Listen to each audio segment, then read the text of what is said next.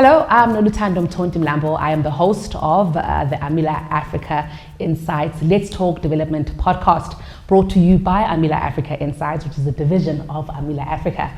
Now, in today's episode of Let's Talk Development, we speak all things tech as it pertains to the African continent.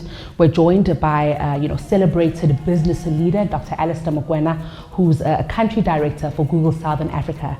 And we explore various themes around technology, the way that it's impacting development, and the direction that we should be taking on the African continent. Do enjoy.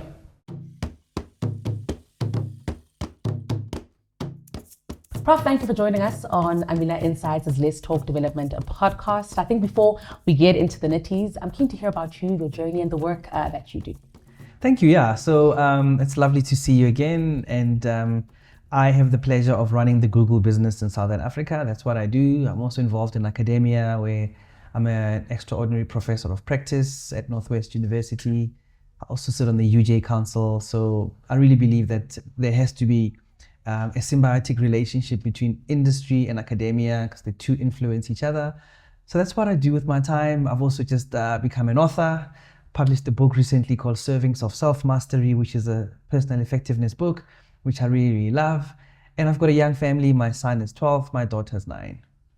So, Prof, you have a unique perspective, I think, of tech in Southern Africa, but I think also throughout the rest of the continent. If you were to describe the landscape in one word in 2024, how would you describe it? So at Google, we like to talk about the concept of digital sprinters. Now, digital sprinters are nation states that have leaned into digital technology to really accelerate their economic prosperity and development. So we are really obsessed with making sure that every country becomes a digital sprinter on the continent, that everybody benefits from digital technology, because what Africa needs and deserves is exponential growth, not incremental growth. So when I look at technology, the question I ask is, how can we unleash this technology on the continent to really improve lives and livelihoods? So the reason we're having this conversation today is because we at Amila have drawn a clear line between technology and development. And when we speak about the development of the continent and technology fitting into that landscape, we often hear that the African continent has already fallen behind in other industrial revolutions. But we're awake to technology today. Let's speak about the landscape that we find ourselves in today. So if you look at the African population, there's 1.3 billion of us, but only 480 million Africans are on the internet. So there's about a 37% digital penetration on the continent. Now, if you cast your eye to Europe and North America, the average internet penetration is 90% and 93%. So we have a long way to go. That's why it's important for all the partners to come together, for government to create the right legislative framework with the right policies to release spectrum so that internet costs come down. Those that are in technology to really accelerate the deployment of the best technology, so things like subsea cables. So we as Google launched the Equiano subsea cable that went basically from Portugal all the way down the west coast of Africa, from Nigeria to Togo to St. Helena to Namibia to Melkbos in Cape Town. And what that cable does is that it brings faster, reliable and affordable internet connection across the continent. So the whole continent gets to benefit from it.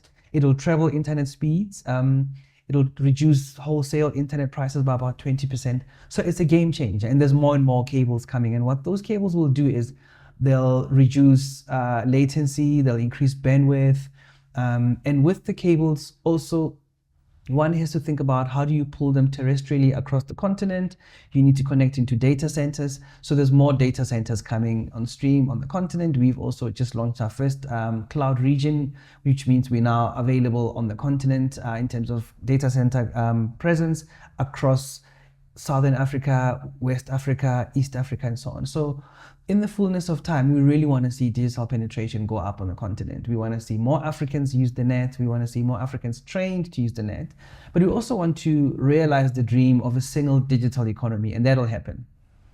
What's also interesting, Prof, we speak about the infrastructure that has to be laid. And I guess once the infrastructure is there, the people need to start doing certain things. Government needs to start moving, private sector needs to start moving, but also individuals on the African continent. I'm keen to speak about that ecosystem where the human beings start to interact with that infrastructure to develop the continent, to do something with it. Absolutely. So I think, there's an expression that,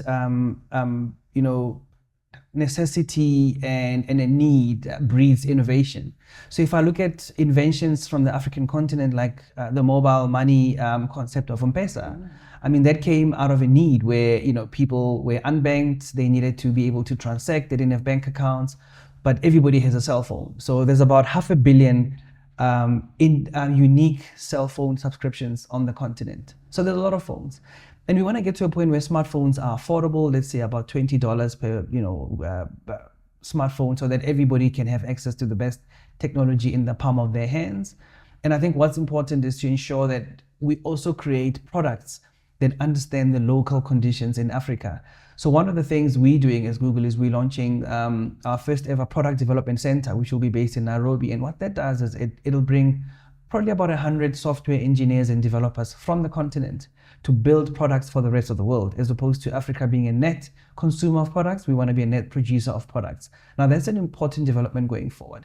And I think if we also look at what are the barriers to internet usage and enjoyment and connectivity, there are a few. One is language. So not every language is available on the internet. Not every language is being translated in the world. There's about 7,200 languages, including pidgins and creoles and indigenous languages. Through Google Translate, we've translated about 130 languages around the world that are spoken by about 1 billion people. In South Africa alone, 80% of our languages are on Google Translate.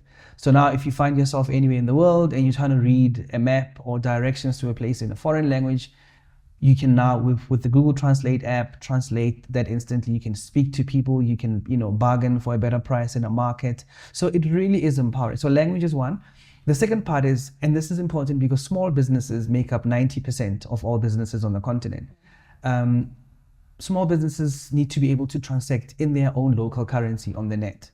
Not every local currency is compatible with the net. So we get into a point where we want to get more and more local currencies, accepted as forms of payment. So when you fix the language issue, you fix the currency issue, you fix the cost of devices issue, you fix the quality of the software in it so that it doesn't take up too much data. When data comes down as an issue. So all these things put together will result in every single African being on the net, and that's the dream.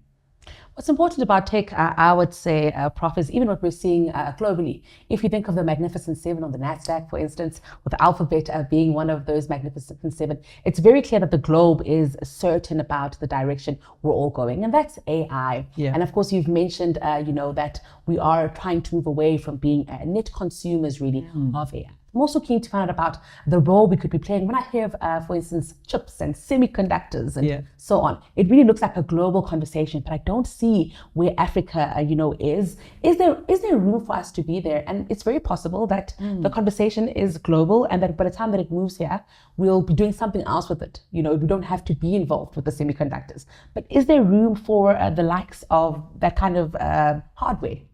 Absolutely. So AI is very exciting. AI has been around for probably 24, 25 years.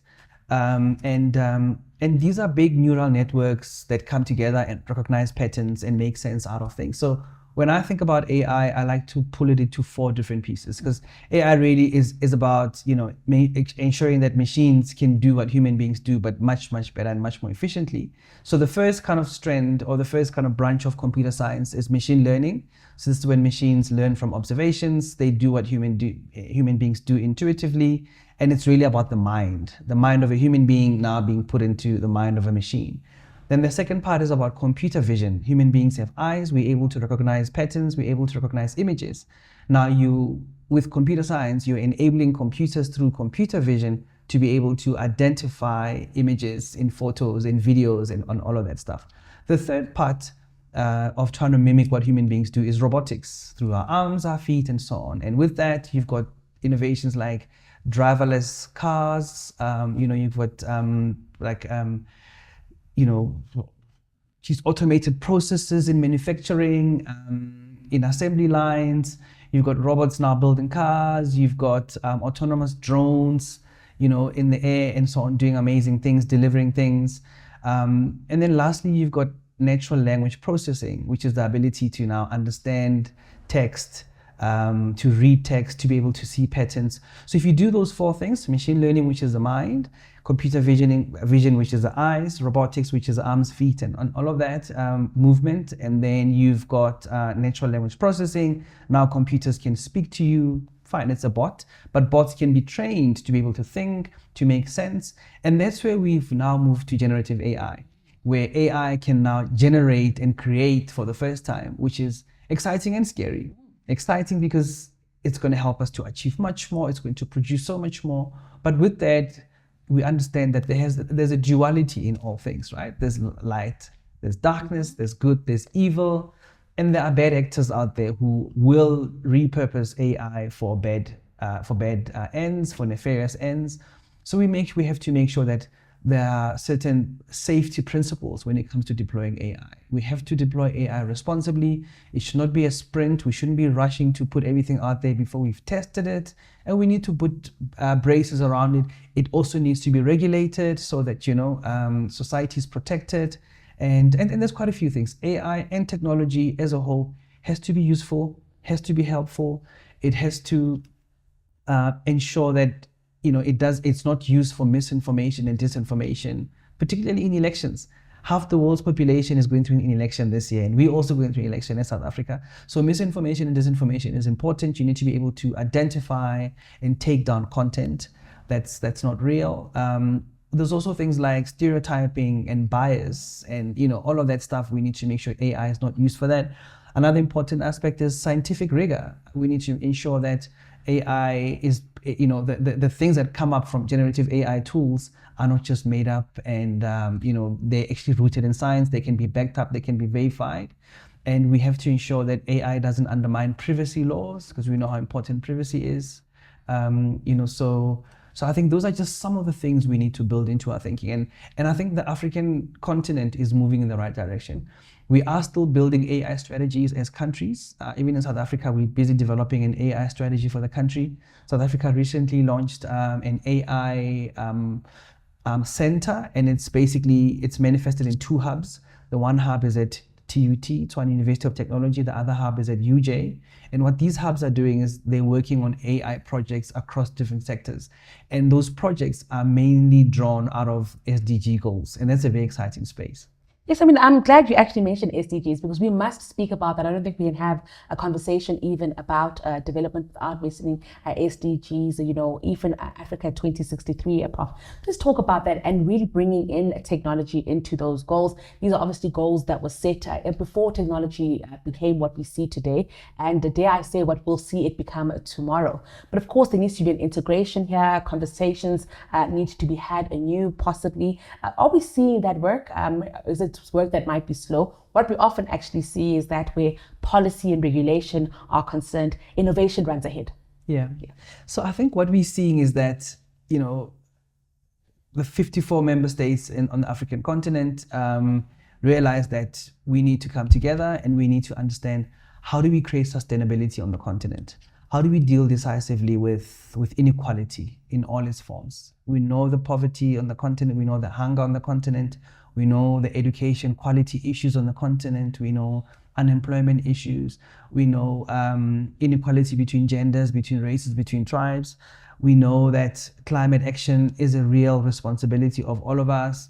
We know that we need to protect the natural resources we have. So all of those things matter. And when I look at what AI is being used for in Africa today, we're very proud as Google that we've come up with a couple of real life use cases that are addressing SDG goals. Let's take food security, for example. Africa has the second most arable land in the world, right, after Asia. And about 55% of the labor force in Africa is employed in agriculture. We have great produce, we have farmers, we have people from subsistence farmers to commercial farmers. And technology is now being used to improve crop yield, crop management, disease management. So with AI, you're able to forecast the migration of locusts, for example, which, if they come and take over your crops, they'll destroy your crops and they'll reduce yield. So we're able to predict that with AI.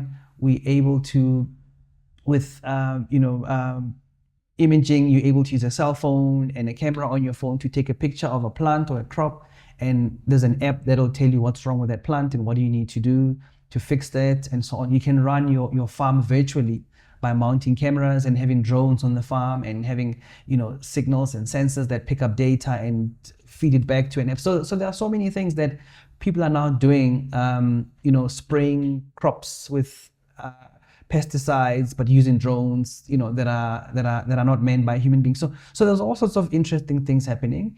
But also you're able to empower subsistence farmers to get a much better price for their yield, because through apps now they're able to take a picture of, let's say, cocoa beans in cocoa plantations in Ghana. Mm-hmm.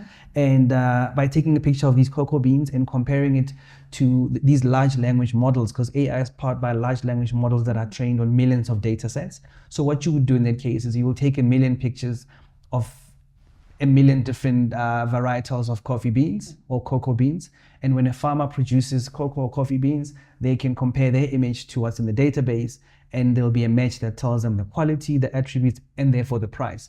Now that's empowering just through a cell phone, right? So that's in the food space. In South Africa, 10% of our population, that's 6 million people, go to bed hungry every night. 10 million tons of food gets wasted in this country. So now there are people who are trying to connect excess food with hungry mouths, which will be a great development going forward. If you look at the education space, there are people who are bringing apps to try and improve education outcomes. AI is now being used to personalize education. Mm-hmm. We have schools here where there's 90 kids in a class, and we have households that are led by kids where there's no adults. So how do you bring in virtual tutors through apps, through AI? So you're now able to really improve education outcomes so that lives are improved. Health is another area where AI is being used particularly well on the continent. We can now, through satellite imaging, through drones, we can pick up where malaria mosquitoes are going to go or where they're prevalent, and you can do something about it. Now with also maternity, you can develop very low-cost ultrasound scans that are linked to an app. And if this app is drawing from 1 million images of different, pregnancy stages and tummies and so on, you can just take a picture of what you're seeing and with the scan and match it to the database of images, and you'll be able to pick up what trimester it is and what the issues are. So without having to travel 300 km to a hospital or a clinic, you can do it in a rural village. So there's lots of examples, and also, of course, the area of climate action. We can now do flood forecasting. So with 7 days advance notice to communities that are in areas that are in high danger of floods coming in and destroying lives and properties, we're now able to predict using historical data. So just to give you a couple of examples of what AI is doing on the continent today. I mean, it's very fascinating, and I think maybe we don't spend enough time telling these stories because these are really good stories. I just want to ask you about data and using data. I think when we speak about, for instance, smartphone penetration, it's very possible, Prof, that we're missing out on very important data about Africans in informal communities who don't have access to smartphones. But of course, this is an opportunity as well. How do we ensure that we move, along in terms of data? Because some of the solutions that you refer to, data would make the use of those tools better, and even the development of them. Absolutely. So we've got a great platform called Google Data Commons. Mm-hmm. So it's a repository of all data that governments use, especially statisticians, population data, census data, researchers. So now there's about, I think, 2 million researchers that have access to Google Data Commons, and that's where they extract data. So you want to democratize access to information and data. And this goes back to Google's mission, which is to organize the world's information, make it universally accessible and helpful. So these platforms are created so that people, know where to go. If you're a student or a scholar or a researcher, you now have access to Google Scholar for free, where you get millions and millions of journal articles that have, databases upon databases. And again, that's about creating access to data and information. So I think, there are platforms, and we just need to make sure that people are aware of them. And also, I'll give another example, a great example of how AI is being used to really give access to data, especially to life-saving data.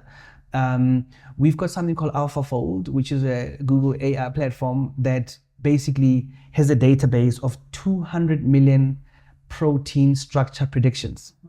Now, what's important about being able to predict the protein structure is that that's how medication is formulated. That's how drugs are made. So if you want to understand solutions to antibiotic resistance, for example, you need access to protein, structure predictions, because the amino acids sequencing of proteins will give you, a good understanding of what medication is required. So we now have about 2 million scientists around the world that have access to this database of 200 million protein structure predictions, which is incredible when it comes to what technology is going to do to science. I want to ask you, does it matter who owns the data? And I wonder this because I guess there are schools of thought that believe that for something to be democratic, it should be in the hands of a government. And of course, that's a whole different philosophical debate, Prof. Yeah. I must ask you about that. Does it matter where the data sits? For instance, if I think of Google, it's very accessible, but I might also be speaking from a point of a privilege in my smartphone, access to a smartphone and so on. Does that kind of thing matter? Yeah, so I think the privilege of handling somebody's data comes with a corresponding responsibility to respect privacy. So security is super, super important. Encryption is super, super important. Doesn't matter where a data center is located in the world. If it's got data that belongs to an individual, an organization, or a country, it has to be kept under lock and key. So security is the conversation that should be had as opposed to where the data located. Because technology is technology. If we say data is stored in the cloud, should be thinking about territorial and geographic location of data as the most important thing? I would say not, because some countries just don't have the resources to have data centers, but they have a need for their data to be stored securely. So the data belongs to the individual. So your own personal information data and personal information that identifies you, that's your data. It must be protected. It must be kept safe. And if I look at online security today, I mean, we have more and more people coming online. As I said earlier, there's 36% of the African population that's on the internet. By 2030, we expect that another 300 million Africans are going to be on the net. Now, we have to be thinking about creating a safe environment. So as Google, we've created a platform called the Africa Online Safety Platform, because we understand that there's issues like cybersecurity, cyberbullying, harassment, terrorism, recruitment. There's phishing scams, there's financial scams, there's all sorts of bad things happening on the internet. So we have to make sure the internet is a safe place for everybody. I also want to ask you about skills. Let's talk about that, because I think earlier we had a conversation about the youth. I'm going to call it potential. It's not quite a dividend yet. It's youth potential on the continent that we often speak about. But I think the skills issue becomes urgent because of that. We're not seeing mainstream education, I would say, just moving quickly enough to respond to tech and the future of work and the future of careers. How do we make sure that moves exponentially, as you've been saying? It can't be increment. Absolutely. You are spot on. We have to make sure that everybody on the continent gains digital skills, understands how to benefit from technology. We have a program called the Africa Digital Skills Program, where we've trained about 7 million Africans. It's not enough. There's still a need to do more. So everybody needs to come together and ensure that we are skilling people, multi-skilling people. There's a real fear, and it's justified fear, that AI will displace and replace many jobs. But three things will happen when it comes to jobs. Some jobs will be replaced by machines because machines are just better at doing those jobs.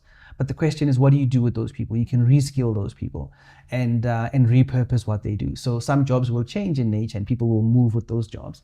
And also, as businesses become much more successful, they will grow, they will expand, and they will create more jobs and they'll hire more people. So that's what I think when it comes to the relationship between AI and jobs. We need to be thinking of it as a multi-layered relationship, as opposed to it's a mutually exclusive thing. The two can coexist. Machines will always need human intervention, and humans will always need machines to make us much more successful and productive. That's the one thing. And I think also, if I look at our education systems across the continent, it's one of the SDG goals, better quality education. We have to ensure that technology makes teachers much more efficient and effective, and learning much more efficient and effective, and learners adopt technology platforms so that they can catch up with the rest of the world. We have to make sure that tools are made available and data does not become a barrier, and education sites are zero rated so that learners have access to, students have access to learning management systems at tertiary colleges, and as well as schools and universities have to make sure that they really expedite the goal of reaching great quality educational outcomes. And if you look at what the world requires today in terms of skills, we require people that are digitally savvy. We require people that are active citizens who participate in the sustainability of democracies.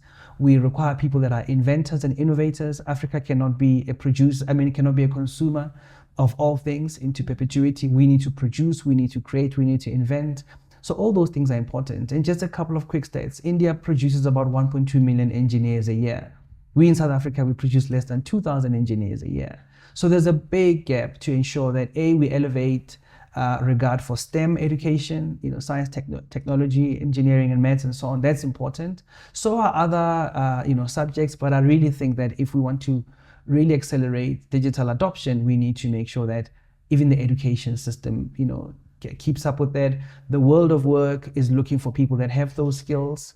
There's also a need to ensure that people that come out of schools, come out of tertiary institutions, are able to get entry-level qualifications into roles. We have partnerships, for example, with Coursera, where we have certificates that give people entry into IT roles.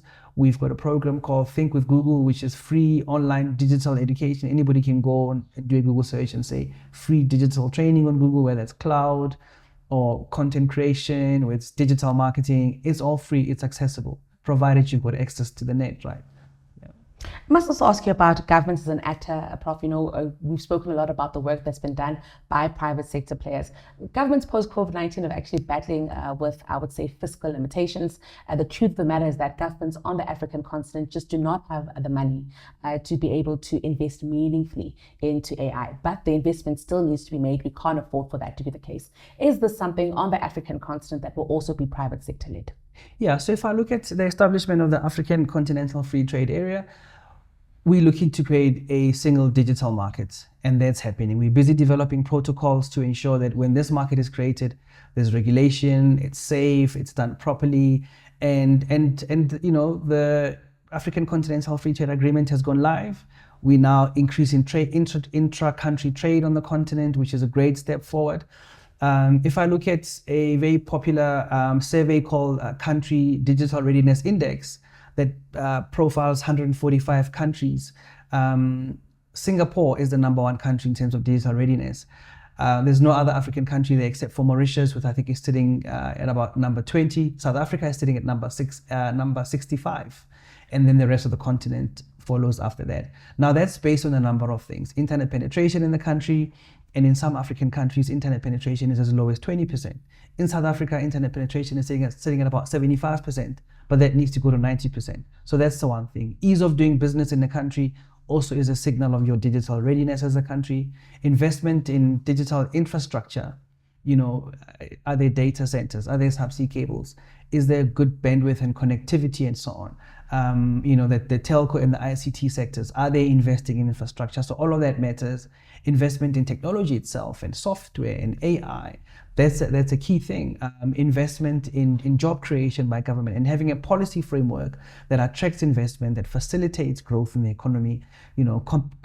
Issues like competition regulation to really facilitate fair and open competition. So all these things are looked at, and then you actually get a score as a country. And I think what African countries are realizing is time is not on our side. Digital technology is our only solution going forward. And yes, technology investment can be quite high initially, but you do see the dividends, you do see the spin-offs. And I think we will get to a place where I think more and more Africans really benefit from digital technology. Prof, before I let you go, I think, when I think of individuals who may come into contact with our conversation this afternoon or this evening, whenever they decide to watch it, what becomes, I think, important is understanding the role that individuals have to play in how they interact with technology, and that is of course for leisure and for recreational purposes, but also for development purposes. And I think from the conversation you've had today, it's very clear that there are sufficient tools out there for individuals to develop themselves and even their communities, using technology without needing it to be institutionalized, without needing it, to be really driven by other people. That is where we find ourselves on the African continent. It's actually a fantastic place to be. Absolutely. I think all of us have internal agency to really, create the kind of life we want to live. Technology is available, data is available. I always say be a student of life and a student for life. Observe without judgment, be a sponge, listen, hear, speak to people, research, read up. There's lots and lots of tools, there's lots of support. And also government does a lot of things and has a lot of support for businesses, for communities, for individuals. So I think also just making it a habit to look at government websites and just see what programs are there, because sometimes government puts out all these great programs, but the uptake is low because people are not reading, people are not going to the right sites. So I don't think the average person goes and looks up a government website and says, oh, let's, but I think that's where we need to get to. Those things are there to help us. And also companies have lots of, like I spoke about quite a few free things that Google has. We even have the Google Black Founders Fund, which is about investing in startups. There's a lot of money that's now coming into the African continent from venture capitalists and all sorts of investors because they realize that Africans are smart, Africans are innovative, Africans are creative, and Africans are creating solutions for themselves because we are the ones we've been waiting for. So help is there. You just need to look, you need to ask, you need to knock on doors and create jobs. It's one thing to look for a job, that's great, but if you can, create jobs. Well, Prof, it's been a pleasure hearing from you. Thank you so much for joining us today. Thank you. Thank you so much for watching this episode of Let's Talk Development, brought to you by Amila Africa Insights as well as Art House out in Bagari. Visit mmarthouse.co.za to read more about this fantastic space that we've used today, and do stay tuned for our next episode.